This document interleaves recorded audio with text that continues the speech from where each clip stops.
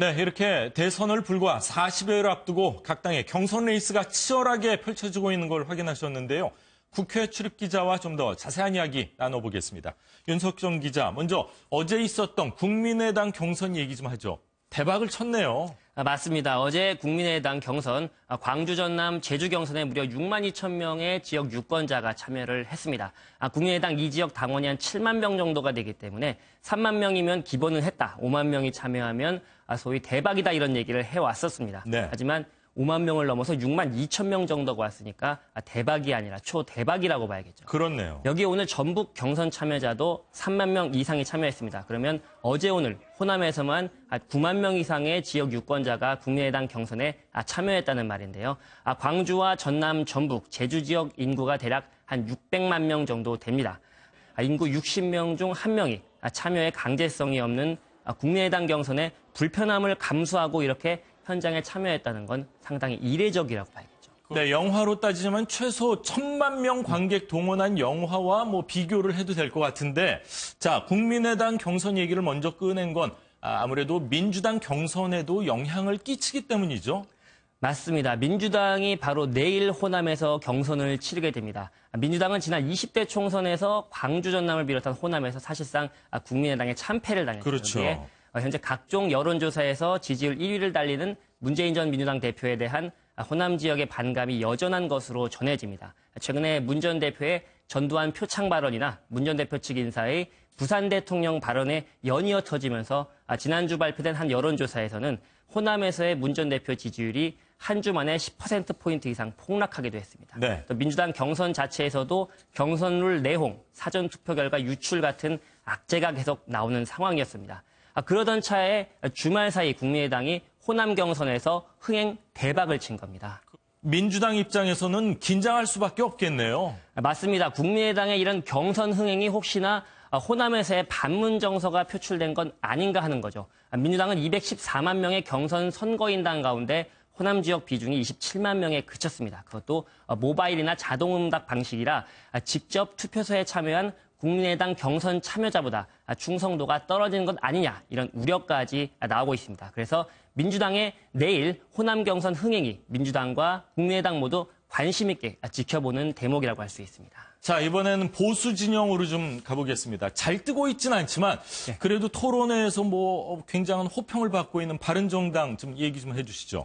네, 바른정당은 앞서 전해드렸다시피 유승민 의원이냐 남경필 지사냐 이 두 사람의 각축전을 보시면 되겠고요. 근데 유승민 의원이 되느냐 남경필 지사가 되느냐에 따라서 후보 선출 이후 4월 15일 대선 후보 등록일까지의 정치권 양상이 판이하게 바뀔 수 있습니다.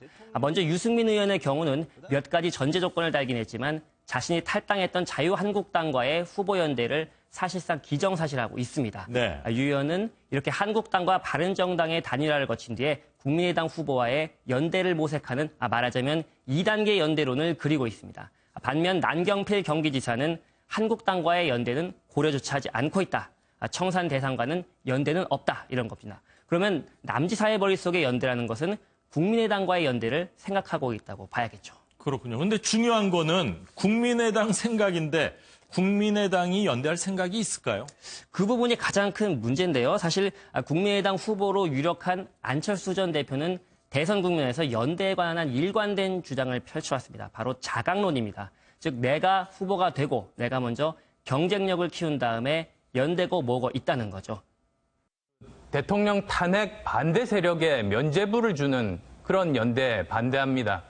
그리고 또 특정 정치인을 반대하기 위한 그 연대에도 반대합니다. 반면 당내에서는 안철수 전 대표가 후보로 확정되면 결국은 연대가 불가피하지 않겠느냐 이런 시각도 물론 있습니다. 여기서 한 가지 묘한 문제가 발생을 하는데요. 국민의당 입장에서도 연대라고 하면 한국당보다는 바른정당 정도는 생각해 볼 수 있다 이런 건데요. 만약에 한국당과 바른정당의 단일화 과정에서 홍준표 후보가 유승민 후보를 이긴다면 그러면 한국당과 국민의당 간의 연대는 어려울 가능성이 큽니다. 이렇게 되면 민주당을 제외한 각 정당 간 연대, 이른바 비문연대가 궁극적으로 어려워진다고 볼 수가 있습니다. 네, 과연 연대가 어떻게 이루어질지 참 궁금해지는데 갑자기 궁금한 게 그 민주당을 탈당한 김종인 전 의원은 요즘 어떻게 지냅니까?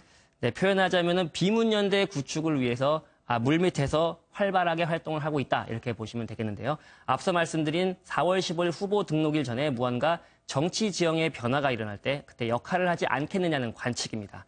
하지만 국회의원직을 내려놓는 초강수를 두고 민주당을 떠날 때 정치권 안팎에서 기대했던 것만큼의 효과는 거두지 못하고 있다. 이런 분석입니다. 결정적으로 앞서 말씀드렸다시피 비문연대의 핵심 축인 안 전 대표가 대선 전 연대에 너무 부정적이기 때문입니다. 네, 대선이 5월 9일이죠. 네. 이제 정말 얼마 남지 않았는데 그 어떤 대선보다 후보도 많고 또 변수도 많이 생길 가능성이 커 보이는데요. 각 당의 후보들이 결정난 후에 과연 어떤 식의 연대가 이루어질지 정말 관심입니다. 자, 윤석정 기자 수고하셨습니다.